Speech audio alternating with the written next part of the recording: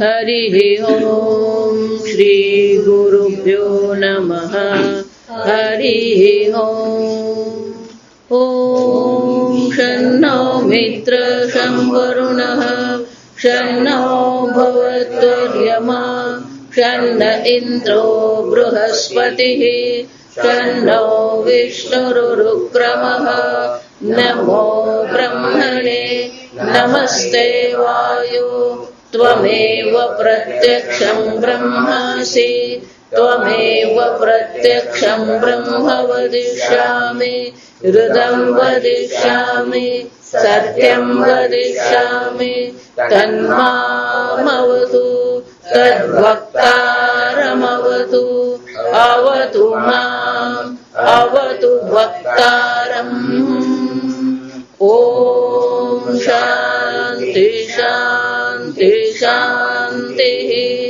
ओम भद्रं कर्णेभिः शृणुयाम देवाः भद्रं पश्येमाक्षभिर्यजत्राः स्थिरैरङ्गैः स्तुष्टुवागुंसस्तनूभिः व्यशेमहिर्यदायुः।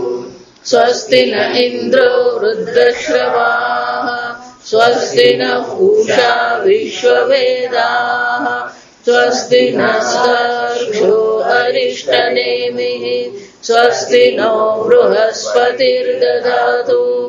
ओम शांति शांति शांतिः। ओम सहनावतु सहनौ भुनक्तु सह वीर्यं करवावहै तेजस्विनावधीतमस्तु मा विद्विषावहै। ओम शांति शांति शांतिः।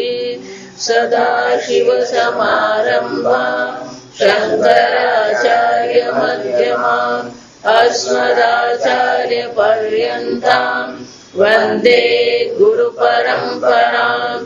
श्रुतिस्मृतिपुराणानाम् आलयं करुणालयं नमामि भगवत्पादम् शङ्करं लोकशङ्करं शङ्करं शङ्कराचार्यं केशवं बादरायणं सूत्रभाष्यकृतौ वन्दे भगवन्तौ पुनः पुनः। ईश्वरो गुरुरात्मेति मूर्तिभेदविभागिने व्योमवद्व्याप्तदेहाय दक्षिणामूर्तये नमः। निधये सर्वविद्यानां विशदे भवरोगिणां गुरवे सर्वलोकानां दक्षिणामूर्तये नमः। ओम नमः प्रणवार्थाय शुद्धज्ञानैकमूर्तये निर्मलाय प्रशान्ताय दक्षिणामूर्तये नमः। यद्यपि देहादि उपाधि भेद दृष्टीनाम्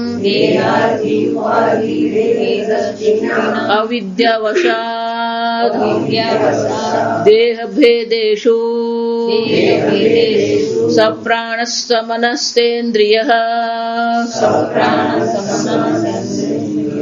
सविषयः इव प्रत्यवभासते तलमलादिमद् इव आकाशं तथापि तु स्वतः परमार्थदृष्टीनाम् अप्राणः अविद्यमानः क्रियाशक्तिभेदवान् चलनात्मकः वायुः अस्मिन् असौ अप्राणः। મંત્રમાં દિવ્યો યમૂર્ત પુરુષઃ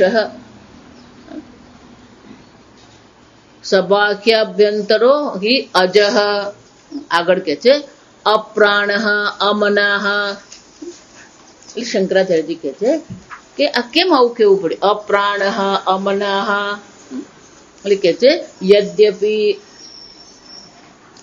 દેહાદિ ઉપાધિ ભેદ દ્રષ્ટિના. જાઓ જોવા કઈ દ્રષ્ટિએ શ્રુતિ માતા કે અવિદ્યાવશાદ જે આ દેહાદિ બુદ્ધિ જે છે, દેહાદિ બુદ્ધિ ને ઉપાધિમાં જે ભેદ છે, એટલે કે જે ભેદ દ્રષ્ટિ વાળો છે, જેટલી ઉપાધિ એટલા આત્મા માનવા વાળો જે છે, જ્યાં બધી સમસ્યા ભેદ દ્રષ્ટિની જ છે. પણ શંકરાચાર્યજી ક્યારેય આ ચૂકે નહીં કે આ ભેદ દ્રષ્ટિ છે કોને કારણે? અવિદ્યાવશાત. અવિદ્યાને કારણે આ ભેદ બુદ્ધિ આપણી થઈ. અવિદ્યા જે છે, અવિદ્યા એટલે માયા. અઘટિત ઘટના પટીયસી માયા. જે શક્ય નથી એને શક્ય બનાવે એને શું કહેવાય? માયા. ઈશ્વરની દ્રષ્ટિએ માયા કહેવામાં આવે, જીવની દ્રષ્ટિએ એને શું કહેવાય? અવિદ્યા. આ આત્મા દિવ્ય છે, એટલે કે સ્વતઃસિદ્ધ સ્વપ્રકાશ ચૈતન્ય સ્વરૂપ છે. અમૂર્ત એટલે કે આકાર રહિત છે, સર્વવ્યાપી છે. પુરુષ એટલે કોણ છે? પૂર્ણ છે. બહાર અંદર સર્વત્ર જન્મ રહિત છે. પણ આ પ્રકારથી જે આત્માને ઓળખતો નથી કે એને શું કહેવાય? અવિદ્યા. પહેલી પંક્તિ જે છે એ પારમાર્થિક સ્વરૂપ પ્રગટ કરે છે. પણ જો આ પારમાર્થિક સ્વરૂપ આપણને ખબર નથી એટલે શંકરાચાર્યજી કહે છે અવિદ્યાવશાત. આ પારમાર્થિક દ્રષ્ટિ જેની પાસે છે જ નહીં, અને જો પારમાર્થિક દ્રષ્ટિ નથી તો પછી શું થશે? સપ્રાણ સમનાહ સેન્દ્રિય. આ જેટલા પણ ભેદ દેખાઈ રહ્યા છે એ દેહાદિ ભેદ જે છે એ દેહ ભેદેશુ. આ દરેક ઉપાધિ જે છે એ દરેક ઉપાધિમાં શું થશે? સપ્રાણ સમનઃ સેન્દ્રિય સવિષય. આત્માને જો આપણે દિવ્ય અક્ષરમ પુરુષમ જો ઓળખ્યો નહીં તો પછી આત્મા કેવો થઈ ગયો? જો આ બહુ સમજવાની વસ્તુ. અવિદ્યા વશને કારણે આવું થઈ રહ્યું છે એમ કે છે. પણ એક વાત આપણા મનમાં સ્પષ્ટ હોવી જોઈએ, અવિદ્યા કશું કરી શકે એમ છે જ નહીં. જા મને પુષ્પનું જ્ઞાન નથી, એ અજ્ઞાન કઈ કરી શકે? અજ્ઞાન સ્વયં સમસ્યા નથી. વિચારજો, અવિદ્યા સ્વયંમાં કોઈ સમસ્યા નથી. એટલે ગુજરાતીમાં કહીએ ને, ન જાણે નવ જાણે નવ ગુણ. તો કે સમસ્યા ક્યાં છે?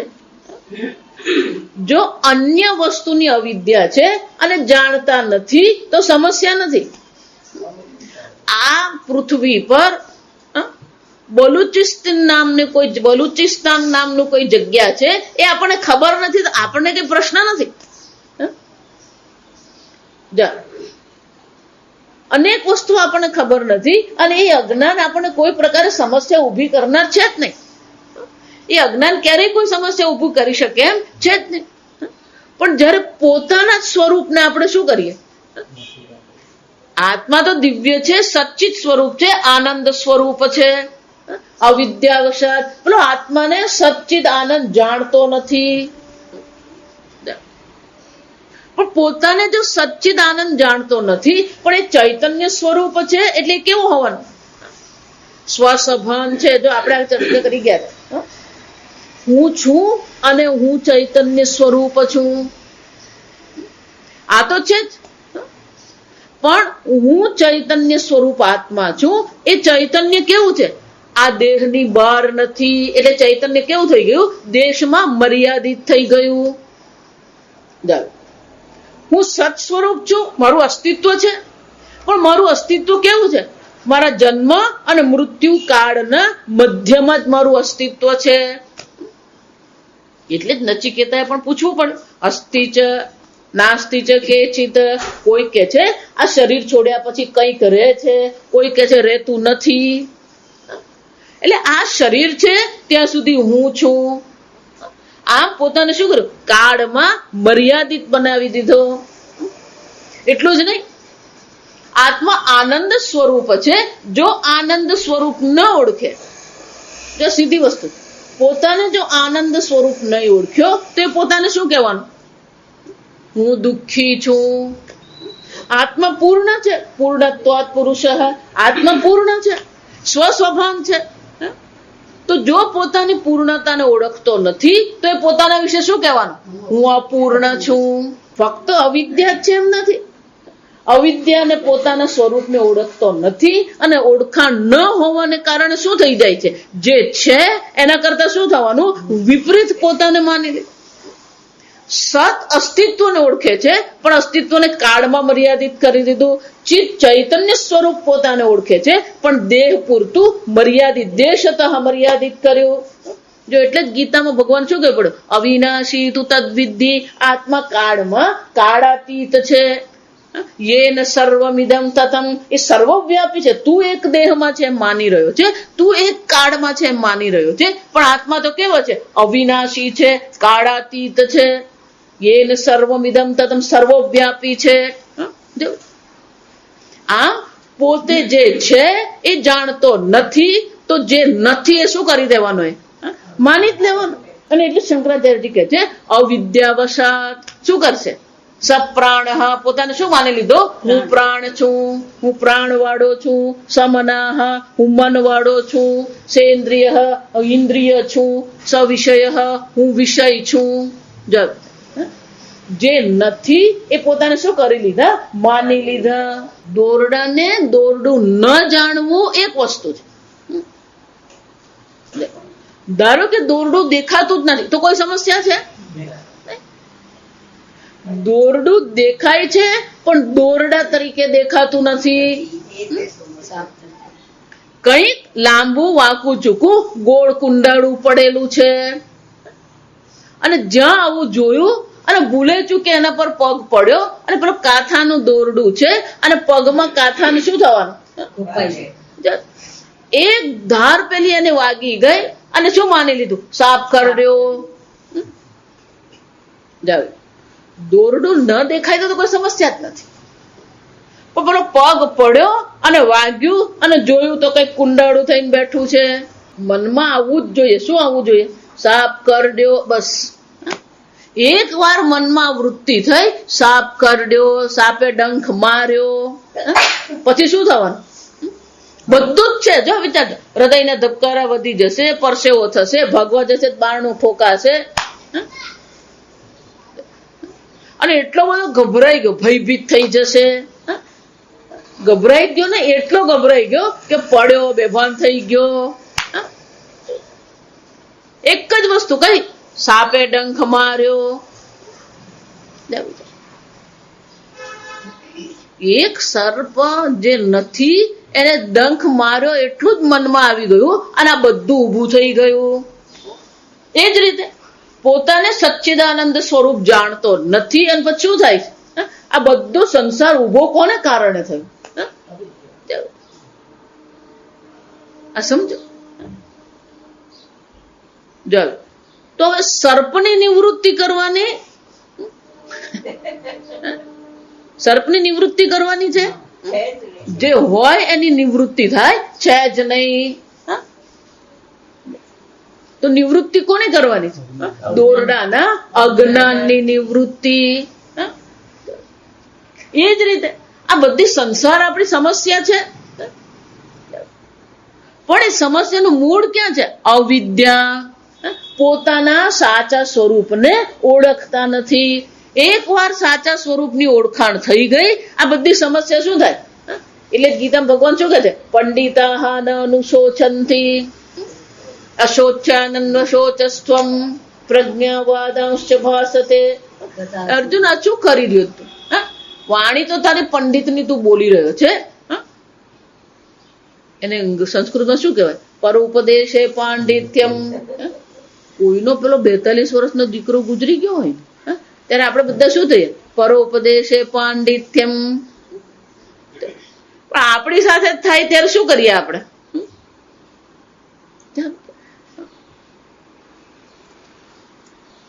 સમજ? પોતાના સ્વરૂપને નહીં ઓળખીએ અને પછી આપણે જે કરી રહ્યા છે બધું શું છે? પેલું સર્પ ડંખ માર્યો અને બધી પ્રવૃત્તિ પછી કઈ થવાની? સર્પ ક્યાં છે? રૂમમાં છે, લાકડી લાવો. સર્પ સમસ્યા છે તો ઉકેલ અલગ છે. પેલા સાપ પકડવાળાને બોલાવો.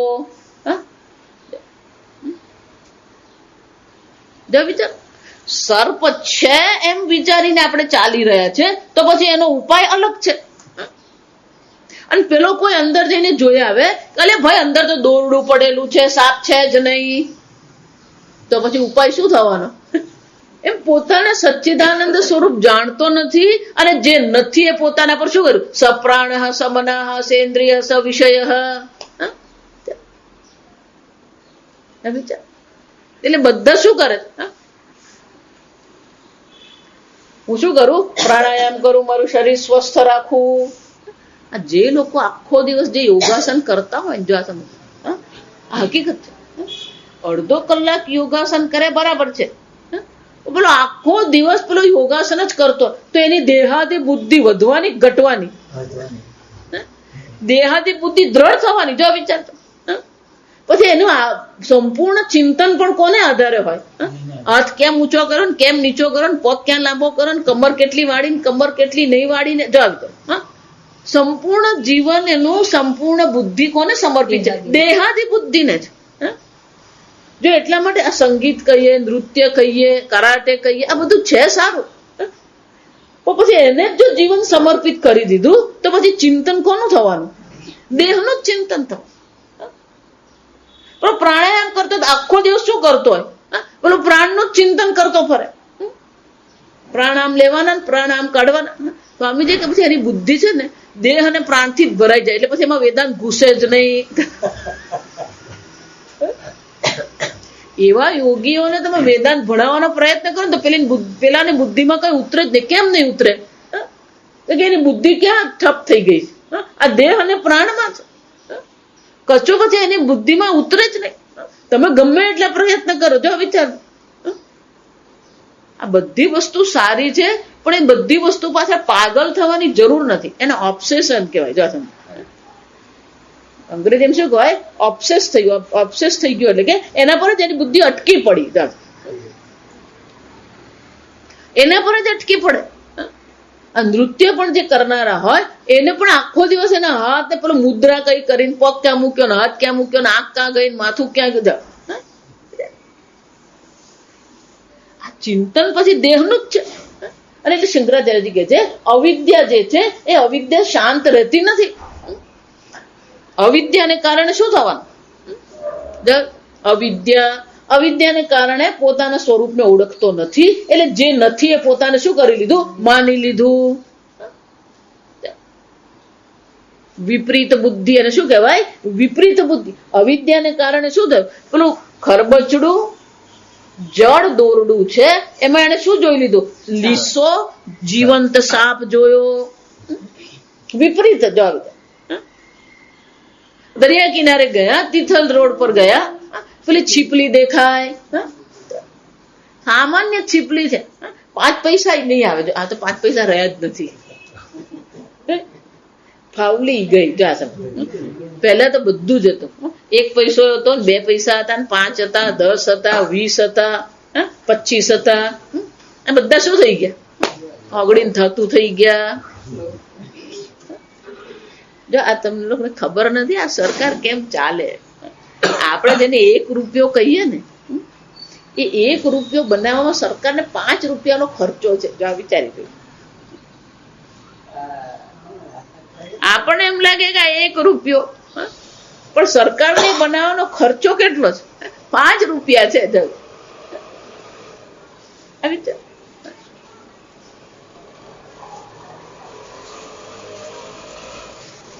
એમ પેલી છીપલી જે છે એની કિંમત કેટલી? કઈ કિંમત નથી. પણ એના પર શું જોવામાં આવ્યું? આ ચાંદીનો સિક્કો. એને શું કર્યું? વિપરીત બુદ્ધિ. જેનું કોઈ મૂલ્ય જ નથી એ શું થઈ ગયું? મૂલ્યવાન બની ગયું.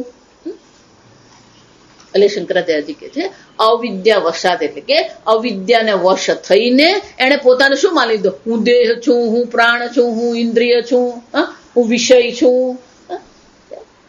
આમ એટલું દેહને દેહમાં આત્મબુદ્ધિ કરી એટલું જ નહીં,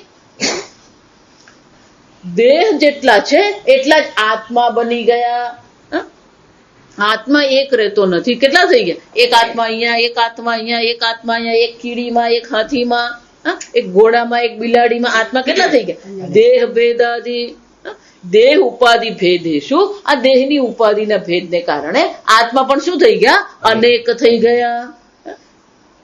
એટલે શંકરાચાર્યજી કહે છે સવિષય પ્રત્યેવ ભાસતે, જાણે કે એ સવિષય એટલે કે વિષય છે એવું આપણે માની લીધું. જો આ વારંવાર જે કેનો ઉપનિષદમાં જોઈ ગયા, સવિષય આત્મા કેવો બની ગયો? વિષય બની ગયો.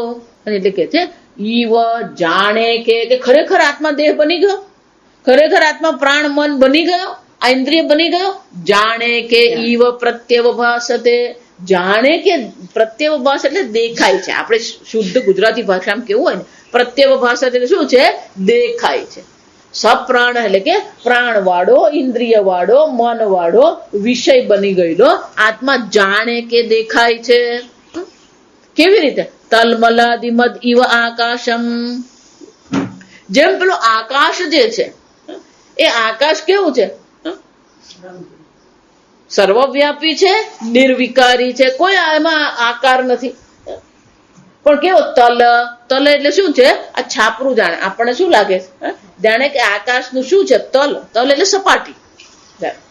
સમુદ્ર તલ એમ કહીએ, સમુદ્ર સપાટી. તો આકાશમાં પણ આપણને શું દેખાય? જાણે કે પેલી આમ સપાટી હોય, આમ છાપરું ભગવાને બનાવી આપ્યું હોય એવું તલ એટલે કે છાપરું જેવું દેખાય છે. મલાદી, જે કઈ મલિનતા જે છે એ બધી મલિનતા પણ આપણને શું છે? એમાં દેખાઈ રહી છે. આદિ એટલે પછી બધું ઘણું બધું. આકાશ ભૂરું છે, આકાશ કેસરી છે. આમ રંગનો પણ આપણે શું કરીએ છીએ? આરોપ કરી રહ્યા છે. પણ કે ખરેખર આકાશમાં આમાંની કોઈ વસ્તુ છે જ નહીં. જો ખરેખર આકાશમાં રંગ હોય તો પેલા એશિયન પેઇન્ટ્સ વાળાને કોટેશન આપવું પડે.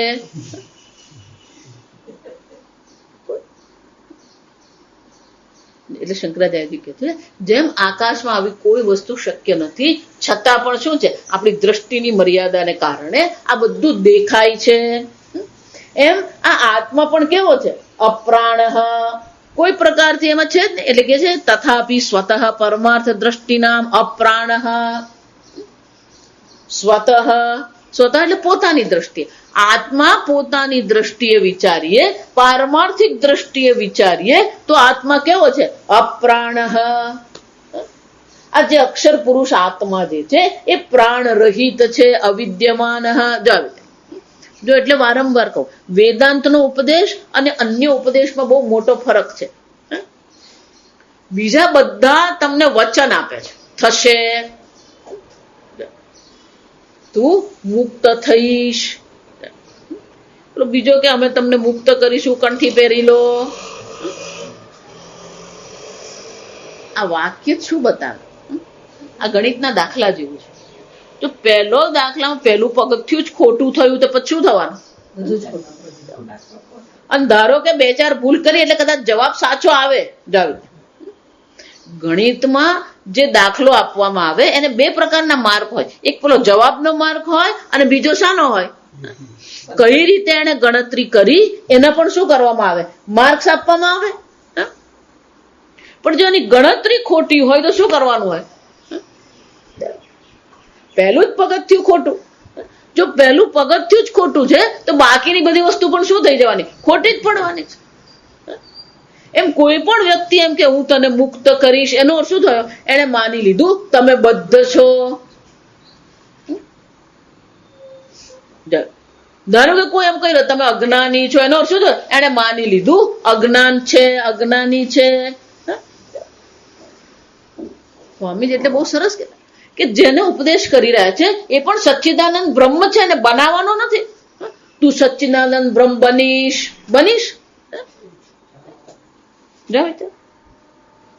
સાંભળવા વાળો સચ્ચિદાનંદ બ્રહ્મ છે, બોલવા વાળો કોણ છે? સચ્ચિદાનંદ બ્રહ્મ જ છે. એ સંસારી નથી, પણ એને એને માની લીધું પ્રત્યવભાસતે, કારણ કે સ્વસ્વભાન વ્યક્તિ છે અને સ્વસ્વભાનતાને કારણે શું થયું, જે પોતાને પૂર્ણ જાણતો નથી એને પોતાને અપૂર્ણ માની લીધો, જે પ્રાણ રહિત છે એને સપ્રાણ પ્રાણ વાળો માની લીધો. આ માની લીધો હોય, દેખાતો હોય તો પછી ગુરુજી કરવાનું શું છે, એને બ્રહ્મ બનાવવાનો છે, એને મુક્ત કરવાનો છે નહીં. જો એટલે લોકો પેલું વેદાંત નો ઉપદેશ સાંભળે અને પછી કઈક બીજી જગ્યાએ સાંભળી આવે અને પછી બેની કમ્પેરિઝન કરે. ના ના અમે ત્યાં કે એ જ વાત કરતા હતા, પણ એનું પહેલું વાક્ય જ ખોટું હોય. જો આવી રીતે જે જીવ ભાવથી વાત કરી રહ્યો છે અને જે બ્રહ્મ ભાવથી વાત કરે બેમાં શું છે, આસમાન જમીનનો ફરક છે. તમે ભાગવત કથા સાંભળો, તમે રામાયણની કથા સાંભળો, સારી વસ્તુ છે, પણ એ તમારા જીવ ભાવની નિવૃત્તિ કરનાર છે, તમારી અવિદ્યાની નિવૃત્તિ કરશે. સમજો, ખરેખર ભાગવત તો અવિદ્યાની નિવૃત્તિ માટે જ છે. પરીક્ષિતની અવિદ્યાની નિવૃત્તિ કરવામાં જ આવી, દેવહૂતિની અવિદ્યાની નિવૃત્તિ કરવામાં જ આવી. પણ ઉપદેશક જે છે એ ઉપદેશ કરે છે શું, રુચિ નામ વૈચિત્રમ. આ બધાની રુચિઓ કેવી છે, વિચિત્ર છે. એટલે આપણને એમ થાય કે વેદાંત બહુ સરસ, એટલે પણ બાજુવાળા કે ચાલો ને પ્રવચન સાંભળવા, એને કઈ મહત્વ નહીં. આ હવાના પોરમાં હું નીકળવા કેમ બોલું, સવારના પોરમાં ચા પીવાની જોઈએ, ફાફડા ખાવાના જોઈએ. એટલે શંકરાચાર્યજી કે છે ઈવ પ્રત્યવભાસતે, એનો અર્થ શું થાય, અપ્રાણ અવિદ્યમાન, આત્મામાં પ્રાણ નામની વસ્તુ છે જ નહીં. અવિદ્યમાન એટલે શું છે, એ હકીકત છે. અપ્રાણ બનવાનું નથી, અપ્રાણ અવિદ્યમાન છે જ નહીં. અવિદ્યમાન એટલે શું છે જ નહીં, શું નથી, અપ્રાણ એટલે પ્રાણ નથી. એનો શું થયો, પ્રાણ એક ઉપલક્ષણ છે. ત્યાં સમજે, પ્રાણ ઉપલક્ષણ છે તો પ્રાણની સાથે સાથે બીજી કયું છે, ક્રિયા શક્તિ ભેદાત ચલનાત્મક વાયુ યસ્મિન અસૌ અપ્રાણ. ક્રિયા શક્તિ, પ્રાણ એટલે ક્રિયા શક્તિ, અને ક્રિયા શક્તિ છે તો સાથે સાથે શું થવાનું, આ કર્મેન્દ્રિય. પ્રાણ એમ કહીએ એટલે આ જેટલી પણ ક્રિયા શક્તિ જે છે, ચલનાત્મક વાયુ, આ પ્રાણ જે ચાલી રહ્યા છે એ ચલન થઈ રહ્યું છે. કોઈ પણ પ્રકારની ક્રિયા શક્તિ ચલનાત્મક, આ ચલન જે થઈ રહ્યું છે એ વાયુ ચાલી રહ્યો છે, પ્રાણ ચાલી રહ્યા છે. પ્રાણ અંદર બહાર થઈ રહ્યા છે, તમે અંદર બહાર થઈ રહ્યા છો. કોઈ પ્રકારની ક્રિયા શક્તિ આત્મામાં છે જ નહીં. જ્યાં સમજા પહેલા જ વાક્યમાં શું કહી દીધું, ક્રિયા શક્તિ આત્મામાં નથી. એનો અર્થ શું થયો, જો ક્રિયા શક્તિ આત્મામાં નથી તો કર્મ આત્મામાં છે, કર્મ આત્મામાં નથી, કર્મફળ આત્મામાં છે, કર્મફળ નથી તો દેહ છે. એકને જ ઉડાડીએ ને, પહેલું ઉડી જાય એટલે બાકીની બધી વસ્તુ શું થઈ જવાની, ઉડી જ જવાની.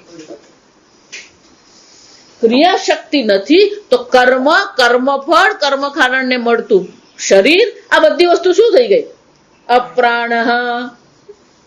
એટલે શંકરાચાર્યજી કે છે આ ચલનાત્મક જે વાયુ જે છે એ વાયુ એટલે કે પ્રાણ તું નથી, અપ્રાણ. આ પ્રાણનો બીજો ગુણ છે, ક્રિયા શક્તિ એક ગુણ છે. આ પ્રાણને કારણે જ આપણને ભૂખ તરસ છે.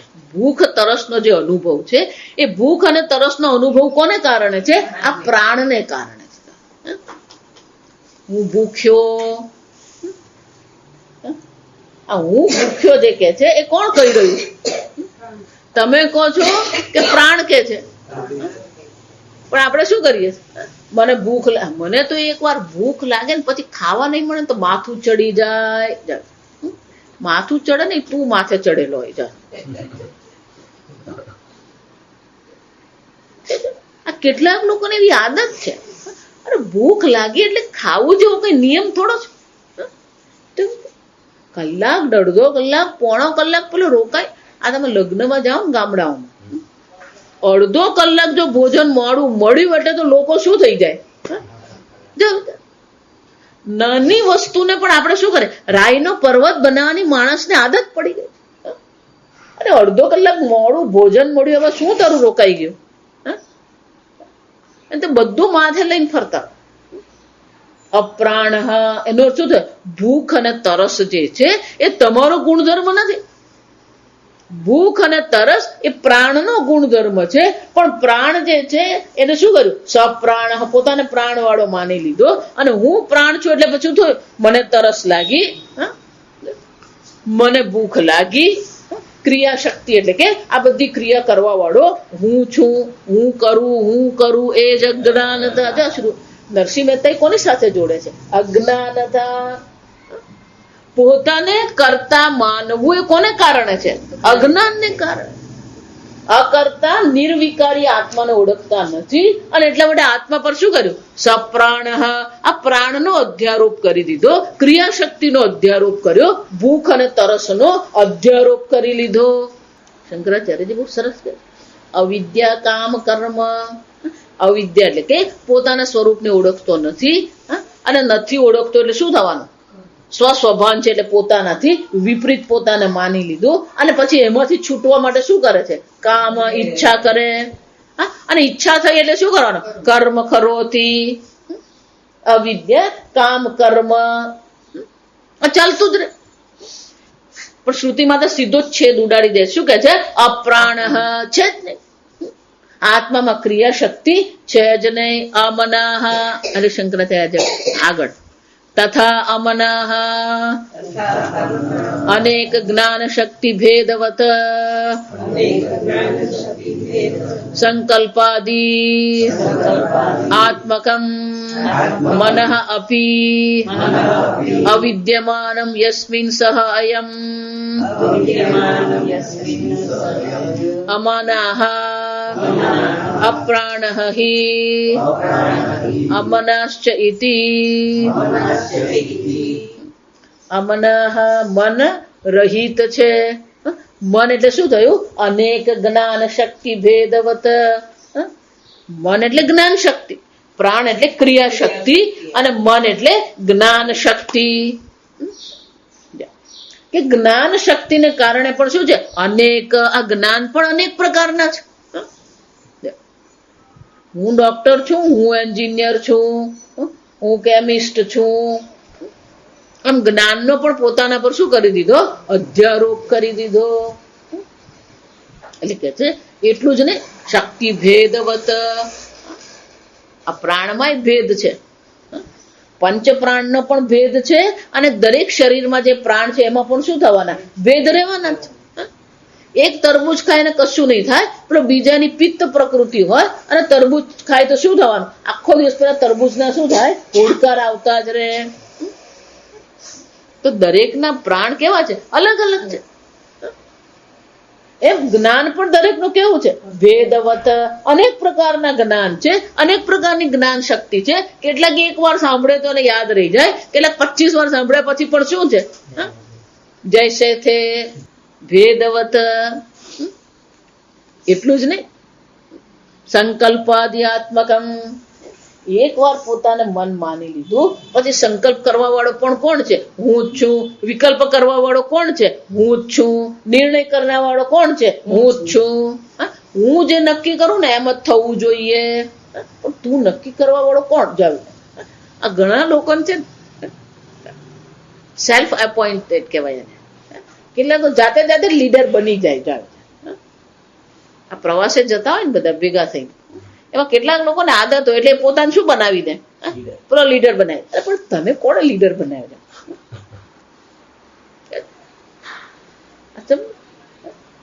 હું જ નિર્ણય કરું, મારો નિર્ણય બરાબર, હું સંકલ્પ કરું, હું વિકલ્પ કરું, મને તો આ બધું યાદ રહી જાય. પણ આ બધા ગુણ કોના છે? અહીંયા મન કહીએ એટલે શું થઈ જાય? આ બધું જ આવી જાય. મન કહીએ એટલે કે મન, બુદ્ધિ, ચિત્ત, અહંકાર, આ બધી વસ્તુ આવી જ ગઈ. આ પોતાને મન વાળો, બુદ્ધિ વાળો, ચિત્ત વાળો, અહંકાર વાળો પોતાને માને છે. પણ શ્રુતિ માતા શું કે છે? અમનઃ મનઃ અવિદ્યમાનમ યસ્મિન સહ મનઃ. આત્માની દ્રષ્ટિએ પારમાર્થિક દ્રષ્ટિ, જો આ પહેલું જે વાક્ય છે પારમાર્થિક દ્રષ્ટિ, પારમાર્થિક દ્રષ્ટિએ વિચારીએ તો આત્મામાં પ્રાણ નથી, આત્મામાં મન નામની વસ્તુ છે જ નહીં. આગળ પ્રાણાદિ વાયુ ભેદાઃ કર્મેન્દ્રિયાણિ તદ્વિષયાશ્ચ તથા ચ બુદ્ધિ મનસી બુદ્ધિન્દ્રિયાણિ તદ્વિષયાશ્ચ પ્રતિષિદ્ધાઃ વેદિતવ્યાઃ તથા ચ શ્રુત્યંતરે ધ્યાયતિ ઇવ લેલાયતિ ઇવ ઇતિ. શંકરાચાર્ય કહે છે આત્મામાં પ્રાણ નથી, ક્રિયા શક્તિ નથી, આત્મામાં મન નથી, જ્ઞાન શક્તિ ભેદ છે જ નહીં. શંકરાચાર્યજી કહે છે આવું જયારે શ્રુતિ માતા કે તો આ બીજી બધી વસ્તુ પણ શું છે? વેદિતવ્યા, સમજી લેવાની જરૂર છે. વેદિતવ્યા એટલે કે આ પણ સમજી લેવાની જરૂર છે. શું? પ્રાણ આદિ વાયુ ભેદાઃ કર્મેન્દ્રિયાણી. આ પ્રાણ આદિ જે વાયુના ભેદ છે એને કારણે આપણી પાસે 5 કર્મેન્દ્રિય છે અને 5 કર્મેન્દ્રિયના 5 વિષય છે. તદ વિષયાશ્ચ 5 કર્મેન્દ્રિય અને 5 કર્મેન્દ્રિયના 5 વિષયો. બધે તત્વબોધ યાદ રાખો. ઉપનિષદ ભણવું હોય તો તત્વબોધ ભલે સંસ્કૃતમાં યાદ નહીં રહે, ગુજરાતીમાં પણ શું થવું જોઈએ? યાદ રહેવું જોઈએ, તો જ ભણી શકાય. 5 કર્મેન્દ્રિય છે, વાણી, હસ્ત, પાદ, ગુદ, ઉપસ્થ, એના 5 ના 5 વિષય છે. એટલે શંકરાચાર્યજી કહે છે જયારે અપ્રાણાહ એમ કહેવામાં આવે તો પ્રાણની સાથે સાથે શું કરવાનું છે? 5 કર્મેન્દ્રિય અને 5 જ્ઞાનેન્દ્રિય તથા ચ, અને સાથે સાથે બુદ્ધિ મનસી બુદ્ધિ ઇન્દ્રિયાણી તદ વિષયાશ્ચ. બુદ્ધિ મનસી, આ બુદ્ધિ અને મન જે છે, અને બુદ્ધિ અને મનને જે બુદ્ધિ ઇન્દ્રિયાણી એટલે કે જ્ઞાનેન્દ્રિયાણી. 5 જ્ઞાનેન્દ્રિય અને 5 એના વિષયો. પ્રતિષિદ્ધાઃ વેદિતવ્યાઃ, એ 5 ને પણ શું કરવામાં આવ્યો? પ્રતિષેધ કરવામાં આવ્યો. આત્મામાં એ નકારવામાં આવ્યું. 5 ઇન્દ્રિય પણ નથી અને 5 વિષયો પણ નથી. કેમ? કારણ કે આ ઇન્દ્રિયને પણ આપણે શું કરીએ છીએ? હું આંખ છું. જો આ સમજો, આપણો જે વ્યવહાર છે કોને આધારે છે? પ્રાણ હું નથી છતાં પ્રાણને હું માની લીધો, એટલે પછી પ્રાણના ગુણધર્મને પણ શું માની લીધા? મને ભૂખ લાગી, હું ભૂખ્યો છું. એમ ઇન્દ્રિય જ્ઞાનેન્દ્રિય તમે નથી, પણ જો જ્ઞાનેન્દ્રિયને હું માની લીધી, આંખને હું માની લીધી, તો આંખ જુએ તો કોણ જુએ છે? હું જોઉં છું. આમ આંખનો પોતાના પર અધ્યારોપ કરી લીધો અને આંખને હું માની લીધી, તો આંખના ગુણધર્મ કોના થઈ ગયા? મારા ગુણધર્મ. આંખ જોતી નથી તો શું કે છે? હું આંધળો થઈ ગયો. આંખ આંધળી થઈ કે તું આંધળો થયો? દેહાદી બુદ્ધિ જયારે કરવામાં આવે તો દેહના બધા ગુણધર્મ પણ શું કરવામાં આવે? પોતાના પર આરોપ કરવામાં આવે. મારો જન્મ થયો, હું યુવાન છું, હું વૃદ્ધ છું. આમ શંકરાચાર્યજી કહે છે આ જ્ઞાનેન્દ્રિય જે છે એ જ્ઞાનેન્દ્રિયોનો પણ પોતાના પર શું કરવામાં આવ્યો છે? અધ્યારોપ કરવામાં આવ્યો છે. કર્મેન્દ્રિયોનો પણ અધ્યારોપ કરવામાં આવ્યો. અને પેલી વાણીનો અધ્યારોપ કરીને શું કહે છે? હું વક્તા છું. પેલો શ્રવણ કરી રહ્યો છે શું કહે છે? હું શ્રોતા છું. આમ વક્તા, શ્રોતા, જ્ઞાતા, મનતા આ બધાનો શું કરવામાં આવ્યો? અધ્યારોપ કરવામાં. એટલે શંકરાચાર્યજી કહે છે ફક્ત પ્રાણ અને મનનો નિષેધ કરવાથી સાથે સાથે શું છે? બાકીને બધુનો નિષેધ થતો નથી એવું વિચારવાનું નહીં. બાકીને બધી વસ્તુનો શું થઈ ગયો? એ જ્ઞાનેન્દ્રિય કર્મેન્દ્રિયનો પણ નિષેધ થઈ ગયો. અને એને કારણે જે આપણા પર અધ્યારોપ કરવામાં આવ્યો એ બધા અધ્યારોપને પણ શું કરવાની? નિવૃત્તિ કરવાની. જો એટલા માટે જ કહું, પેલો દેહ પડી જાય ત્યારે શું કે? હું પડી ગયો. તે આપણે બધા હાથમાં વાગ્યું હોય તો કોને વાગ્યું? મને વાગ્યું. અને એમાં જો આપણને ન ગમતી વ્યક્તિ જો વગાડી ગઈ હોય ને તો પછી તો પૂછવાનું જ નહીં. મને વગાડ્યું એને વિચારી દેહમાં અહમ બુદ્ધિ કરી અને પછી તો શું થઈ જાય? આ બધું શરૂ થઈ જ જાય. જો એટલે કહું આ સર્પ અને દોરડો જે છે ને એ બહુ સરળ છે દ્રષ્ટાંત.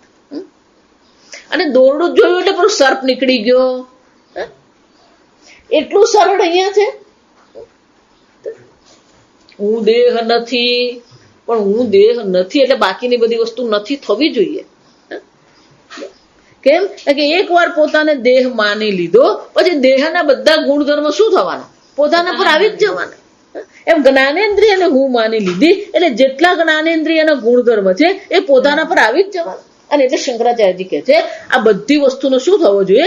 નિષેધ થવો જોઈએ. વેદિતવ્ય એટલે કે આ પ્રકારે જ પોતાને ઓળખવાના છે, જાણવાના છે. પણ કે એવું કેમ કહો છો તમે? તથા ચ શ્રુતિ અંતરે અહીંયા જ આવું કહેવામાં આવે છે એમ નહીં. અન્ય શ્રુતિમાં બૃહદારણ્યક ઉપનિષદમાં પણ કહેવામાં આવ્યું ધ્યાયતી ઈવ લેલાયતી ઈવ. પેલું મન દૂર ભાગી રહ્યું છે, લેલાયતી એટલે શું છે? મન વિક્ષિપ્ત છે, વિચલિત થઈ રહ્યું છે. લેલાયતી એટલે પેલું આમ હલવું, હલનચલન, વિચલિત થવું. પેલું મન વિચલિત થઈ રહ્યું છે. એ વિચલિત થતા મનને શું કરવું પડે? હવે મન ધ્યાન કરી રહ્યું છે. તો વિચલિત થતું મન જે છે કે ધ્યાન કરતું મન જે છે એ બંને ખરેખર શું છે? મન વિચલિત થઈ ગયું, શું થઈ ગયો? હું વિચલિત થઈ ગયો. મન ધ્યાન કરી રહ્યો છે, શું કહે છે? મેં ધ્યાન કર્યું. મન સૂઈ ગયું તો શું કહે છે? હું સૂઈ ગયો. એટલે શ્રુતિ માતા કહે છે કે મન વિક્ષિપ્ત છે, વિચલિત થઈ રહ્યું છે, મનમાં ચલન થઈ રહ્યું છે અને એટલા માટે કહેવું પડે ધ્યાયતી. એટલે જ ખરેખર ધ્યાન એ જ્ઞાન માટે પ્રમાણ નથી. ધ્યાન તો આપણે જોઈ ગયા આત્મશુદ્ધયે તત્ર ઉપવિશ્યાસને યુંજાત આત્મવિશુદ્ધયે. ભગવાન ગીતામાં શું કહે છે? આ પ્રકારથી આસન પર બેસીને તું ધ્યાન કર, તારું મન આત્મામાં લગાવ. કેમ? તત્રેકાગ્રમ મનઃ કૃત્વા, એમાં તારું મનને એકાગ્ર કર. શાના માટે? આત્મશુદ્ધયે. આમ મન વિચલિત થઈ રહ્યું છે તો મનનું વિચલનને પોતાના પર નાખી દીધું. હું વિચલિત થઈ ગયો. જો વારંવાર આપણું મન વિચલિત થતું હોય, સ્વામીજી એને અંગ્રેજીમાં બહુ સરસ શબ્દ છે, એને થંબ સ્પેસ કહેવાય. તમારી અને મનની વચ્ચે શું છે? એક અંતર કેળવવાની જરૂર છે. ગુજરાતીમાં એને થંબ સ્પેસ એટલે અંતર કેળવવાનું. જ્યારે પણ મન વિચલિત થઈ ગયું પેલું અંતર કેળવીને જોઈએ આ મન કેમ વિચલિત થયું. હું તો મનનો કોણ છું? સાક્ષી દિવ્ય ચૈતન્ય સ્વરૂપ. ગઈકાલે જોયું પ્રકાશક પણ તમે જ છો, અધિષ્ઠાન પણ કોણ છે? તમે જ છો. વિચલિત મન છે એને પણ તમે પ્રકાશિત કરી રહ્યા છો. ધ્યાન કરનારું મન છે એને પણ શું કરી રહ્યા છો? પ્રકાશિત તમે કરો. અને એટલા માટે શું કે છે? ધ્યાયતી ઈવ લેલાયતી ઈવ. જાણે કે એને ધ્યાન કર્યું, જાણે કે વિચલિત થયો. જો વિચલિત થવું જાણે કે છે તો પણ ધ્યાન થવું પણ શું હોવું જોઈએ? જાણે કે જ છે. પણ જ્યાં સુધી પેલું મન વિચલિત થતું રહે છે ત્યાં સુધી શું કરવું પડે? ધ્યાન કરવું પડે. માતાજીએ કીધું તો ધ્યાન તો જાણે કે છે, એટલે હવે આજથી ધ્યાન નથી કરવાના અમે, એ તો જાણે કે જ છે, એમાં શું કરવાનું? લોકો છે જે પકડવાનું ને એ નહીં પકડે, કે ભલતું જ પકડી લે છે. સ્વામીજી કે આપણે ભલે ઉપદેશ કરતા હોઈએ પણ ઉપદેશમાંથી પેલા શું પકડ્યું હોય ને તો ઉપરવાળો જ જાણતો હોય. એક સ્વામીજીના શિષ્ય સિનિયર સ્વામીજી, એમને બધા જાત જાતના જોક્સ આવડે છે. એને વિષય પ્રમાણે શિક્ષકોના જોક્સ હોય, પતિ પત્નીના જોક્સ હોય, ડોક્ટરના જોક્સ હોય, વકીલના, બધા જ એમને આવડે છે. એટલે પેલો પ્રવચનમાં સમજાવવા માટે જોક્સનો શું કરે, પેલો ઉપયોગ કરે. પછી એક ભાઈ એમના પ્રવચનમાં આવવા માંડ્યા, પછી એમને રસ પડ્યો વેદાંતમાં. પછી ઘરે જાય અને પછી સ્વામીજીને બધી વાતો કરે. એટલે એક વાર સ્વામીજી કે સ્વામીજી અમારે ત્યાં ભિક્ષા લેવા આવો. એટલે પેલા સ્વામીજી ભિક્ષા લેવા ગયા. એટલે પેલા ભાઈ ઓળખાણ, હું તમને જે જોક્સ કહું છું ને એ આ સ્વામીજી કે છે.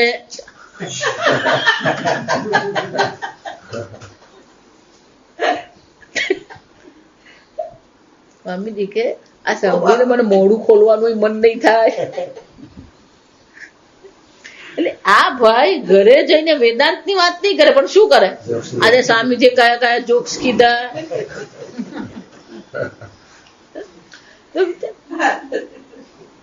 સ્વામીજી કે આપણે પ્રમાણિકપણે ઉપદેશ કરવાનો, બાકી શું સમજે ને એ ભગવાન પર છોડ.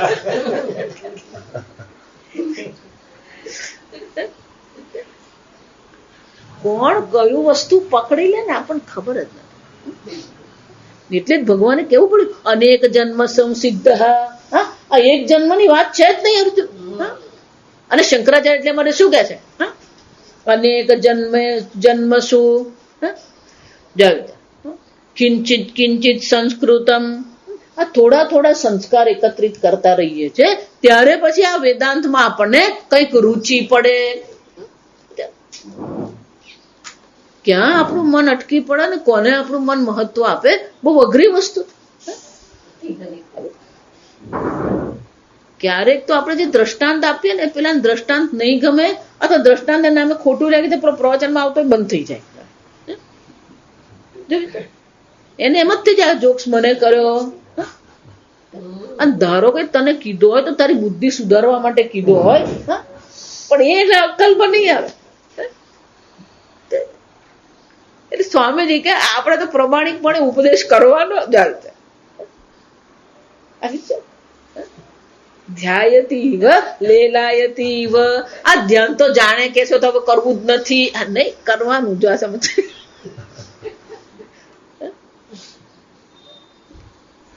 કેમ, ધ્યાનના 3 ફાયદા છે. પારમાર્થિક દ્રષ્ટિ તો આત્મચિંતન કરવાનું જ છે, પણ ધ્યાનના વ્યવહારિક રીતે વિચારો તો ધ્યાનના 3 ફાયદા છે. તમે ધ્યાન કરવા બેસો ત્યારે બીજું કઈ છે જ નહીં, તમે એક જ છો. નો શું થયો, આ બધા વગર પણ તમે રહી શકો છો. આ પહેલું, આ બધા વગર પણ તમે રહી શકો છો. એક.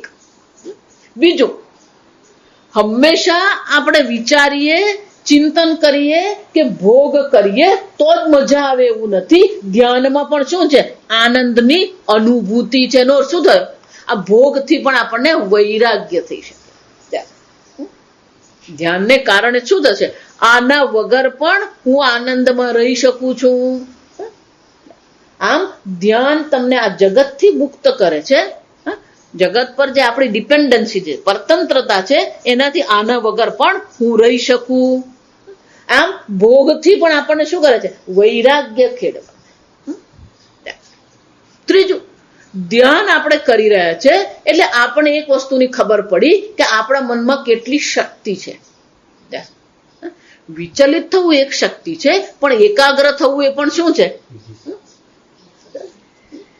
એકાગ્ર થવું એ પણ એક શક્તિ છે. જો વિચાર, આ બધાનું કામ નથી.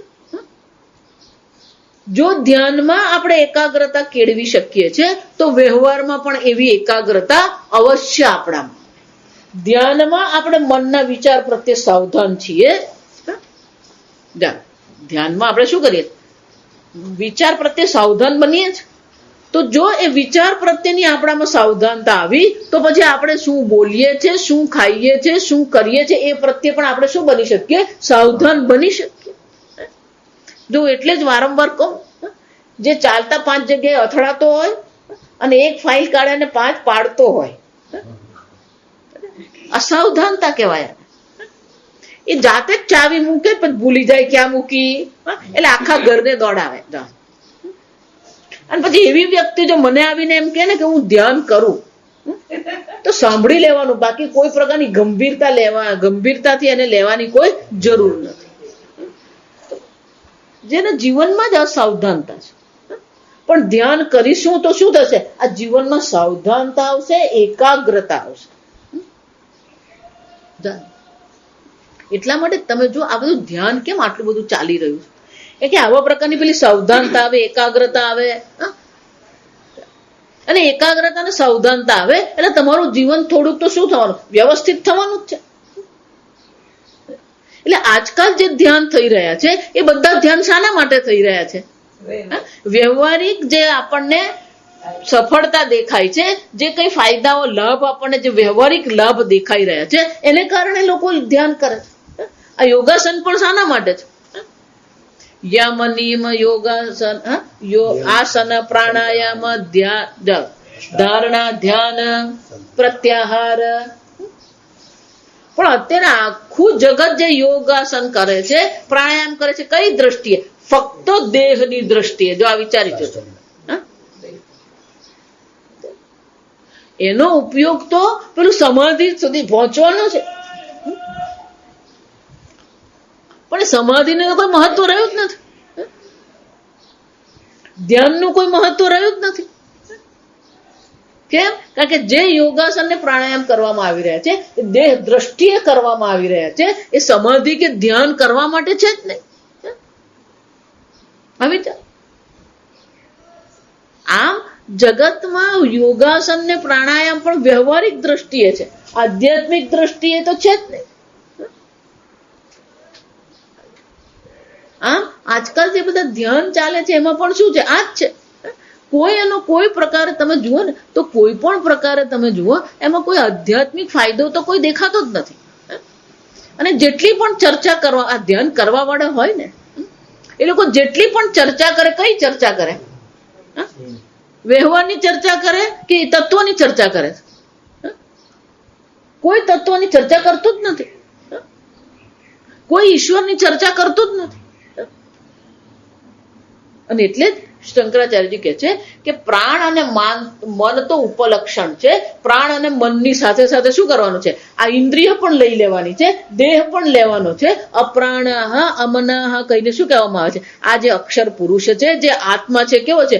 પ્રાણ રહિત, મન રહિત છે. એટલે કે કર્મેન્દ્રિય, જ્ઞાનેન્દ્રિય નથી, દેહ પણ એમાં છે જ નહીં. સર્વ ઉપાધિ રહિત એ આત્મા છે. યસ્માચ્ચ એવં પ્રતિષિદ્ધ ઉપાધિદ્વયઃ તસ્માत् શુભ્રઃ શુદ્ધઃ અતઃ અક્ષરાત નામરૂપ બીજ ઉપાધિલક્ષિત સ્વરૂપાત સર્વ કાર્ય કારણ બીજત્વેન લક્ષ્યમાણત્વાत् પરમ તદ ઉપાધિલક્ષણમ અવ્યાકૃતાખ્યમક્ષરમ સર્વ વિકારેભ્યઃ તસ્માत् પરતઃ અક્ષરાત પરઃ નિરુપાધિકઃ પુરુષઃ ઇત્યર્થઃ.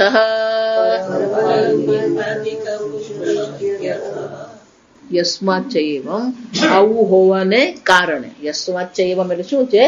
આવું હોવાને કારણે, એટલે કે આત્મા દેહ, મન, બુદ્ધિ, ઇન્દ્રિય રહિત છે. અને એટલા માટે શું છે? કોઈ પણ પ્રકારની ઉપાધિ નથી.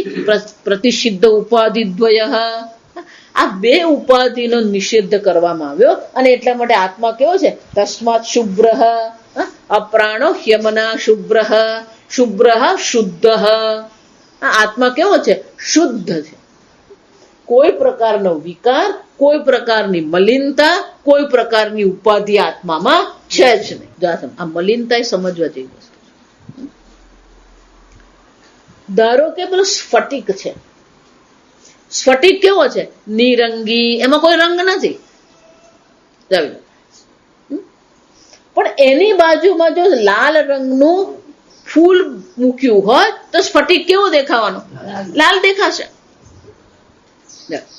તો સ્ફટિક જે રંગ રહિત છે એમાં લાલ રંગ જે દેખાઈ રહ્યો છે, ભલે આપણને ગમે જોવાનું, સમજો બરાબર, લાલ સ્ફટિક સરસ જ દેખાવાનો છે, પણ એ સારો દેખાવાથી એ એનો ગુણધર્મ થઈ ગયો. સ્ફટિકની દ્રષ્ટિ આપણી દ્રષ્ટિએ સરસ દેખાય છે, પણ સ્ફટિકની દ્રષ્ટિએ વિચારીએ તો લાલપણું જે સ્ફટિકનું છે એની મલિનતા કહેવાય. જો એટલે આપણે જે ખરેખર મલિનતા છે જોઈ શકતા જ નથી. આત્મામાં દેહનો અધ્યારોપ કરવો એ મલિનતા જ છે, અશુદ્ધિ છે. આપણે આગળ જોઈ ગયા શુદ્ધ કોને કહીએ? આ પાણી શુદ્ધ જળ છે એમ કહીએ એનો અર્થ શું થયો? શુદ્ધ જળ એટલે કે એમાં પાણી સિવાય બીજું કશું છે જ નહીં. પણ પછી એમાં હું લીંબુનો રસ નાખું. આ લીંબુ આવે ને એટલે મને એક વસ્તુ યાદ આવે, આધુનિકતા કોને કહેવાય? જા વિચાર, આધુનિક જગત કેવું બની ગયું છે. તમે હોટલમાં જાઓ ને તો સાચું લીંબુ છે ને એ હાથ ધોવા આપે, અને લીંબુનું શરબત મંગાવો ને તો પેલો આર્ટિફિશિયલ લેમન જ્યુસ આપે. જા આધુનિકતા શું થઈ ગઈ? કુદરતી લીંબુ છે હાથ ધોવા વાપરે, અને પેલું જે બનાવટી કૃત્રિમ જે કેમિકલ છે એ શું કરે છે? પેટમાં નાખે. આધુનિકતાની કઈ હદ હોય? કેવી વિચારસરણી! જે ખરેખર જેનું આપણે શું કરવું જોઈએ? લીંબુ સાચું લીંબુ છે પેટમાં પડવું જોઈએ, એને બદલે શું છે? હાથ ધોવા વાપરે. તો આ લીંબુ જળમાં પેલું લીંબુ નાખીએ, પછી જીરું મીઠું નાખીએ, ખાંડ નાખીએ, પછી કઈ આ શુદ્ધ જળ છે? આ શુદ્ધ જળ છે? લીંબુનું શરબત છે એ શુદ્ધ જળ નથી. એટલે શુદ્ધ કોને કહેવામાં આવે? એના સ્વરૂપથી અન્ય જે પણ કઈ તમે ઉમેરો એ બધી વસ્તુ શું કહેવાય? અશુદ્ધિ. એમ આત્મા કેવો છે? નિર્વિકારી. કોઈ પણ વસ્તુ એમાં છે જ નહીં, પણ આ બધી વસ્તુ આપણે શું કરી દીધી છે? ઉમેરી દીધી. હું દેહ છું, હું પ્રાણ છું, હું મન છું, હું જ્ઞાનેન્દ્રિય છું, કર્મેન્દ્રિય છું. આટલાથી આપણે અટકતા નથી. આ સમજો, હું દેહ છું એમ કહ્યું એટલે પછી શું થઈ જાય? હું સ્ત્રી છું, હું પુરુષ છું, હું બ્રાહ્મણ છું, ક્ષત્રિય છું, હું ગુજરાતી છું, હું મહારાષ્ટ્રીયન છું, હું યુવાન છું, હું ગરડો છું, હું લાંબો છું, હું પાતળો છું, હું ગોરો છું, હું કાળો છું. ચાલો, એક જ હું દેહ છું કહ્યું પછી આખી પૂંછડી શું થવાની? એટલા માટે જ મેં કહ્યું કે સર્પ અને દોરડું છે ને એ બહુ સરળ છે, પણ અહીંયા તો હું મન છું એમ કહીએ પછી શું થાય? પેલું બાકીની બધી વસ્તુ ઉમેરાય જ જાય. આમ જે આત્મા નથી એ બધી વસ્તુ આત્મામાં શું કરી દીધી? માની લીધી. તેને શું કહેવાય? અશુદ્ધ. તો ખરેખર આત્મા અશુદ્ધ થઈ ગયો ને? ધ્યાયતી વ લેલાયતી વ પ્રત્યવભાસતે. એટલે શંકરાચાર્ય આગળ કહી ગયા, જેમ આકાશ ભૂરું દેખાય છે એમ આત્મા કેવો દેખાય છે? દેહ વાળો દેખાઈ રહ્યો છે, પ્રાણ વાળો દેખાઈ રહ્યો છે, મન વાળો દેખાઈ રહ્યો છે, પણ ખરેખર આત્મા કેવો છે? શુદ્ધ શુભ્ર, શુદ્ધ છે. આત્મામાં કોઈ પ્રકારની અશુદ્ધિ છે જ નહીં. જો એટલે જ કહું આત્માને શુદ્ધ કરવાનો નથી. કેટલાક સંપ્રદાય આની પાછળ પડેલા. આત્મા શું થઈ ગયો? આત્મા મલિન થઈ ગયો. કર્મ અને કર્મ ફળથી આત્મા કેવો થઈ ગયો? મલિન થઈ ગયો. હવે શું કરવાનું? તપશ્ચર્યા કરીને આત્મા શું છે? ધોવાનો છે. કપડું મલિન થઈ ગયું, શું કરવું પડે? એને ધોવું પડે. એમ આત્મા મલિન થઈ ગયો, આત્માને શું કરવાનો? હવે ધોવાનો છે. પણ સીધો નિયમ છે, જે એક વાર મલિન થાય એ ધોયા પછી બીજી વાર પણ શું થવાનું?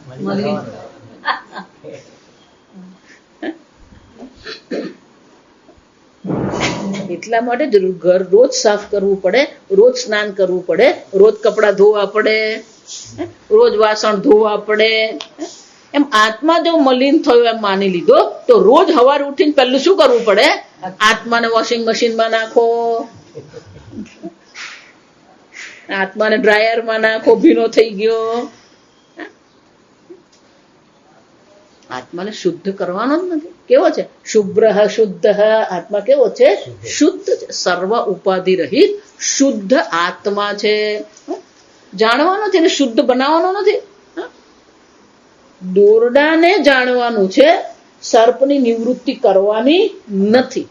એમ આત્માને સચ્ચિદાનંદ બ્રહ્મ જાણવાનો છે, અશુદ્ધિની નિવૃત્તિ કરવાની જરૂર નથી. આગળ આપણે આ મળીશું ત્યારે આગળ ચાલો. ઓમ અસતો માં સદ્ગમય તમસો માં જ્યોતિર્ગમય મૃત્યોર્મા અમૃતંગમય. ઓમ પૂર્ણમદ પૂર્ણમિદં પૂર્ણાત પૂર્ણમુદચ્યતે પૂર્ણસ્ય પૂર્ણમાદાય પૂર્ણમેવાવશિષ્યતે. ઓમ શાંતિ શાંતિ શાંતિ. હરિ ઓમ શ્રી ગુરુભ્યો નમઃ. હરિ ઓમ.